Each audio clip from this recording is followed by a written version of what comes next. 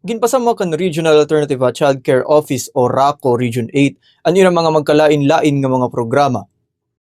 Siya na mangini ka foster care program o ang temporary nga parental care kundi kinahanglan ng live birth, medical record, police kan NBI clearance, pati na ang psychological evaluation na sumula kan Joseme Sedillo o IC-han RACO Region 8.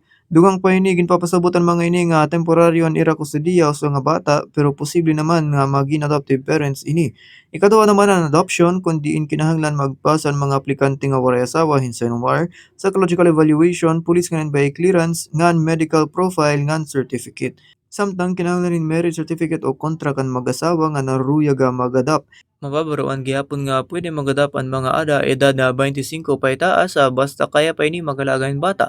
Samtang may gyapon nila kinship care kundi ginatenderan sa nga bata niya mga kapamilya ha ika 4th degree ngan ang residential care. Nanawagan naman ni Sedillo nga umatendera ira mga monthly online na forums nga usaha mga kinahanglan para mga mag-asawa o pamilya nga interesado nga magpailarom ha domestika administrative adoption, foster care ngan iba pa nga mga alternative child care processes.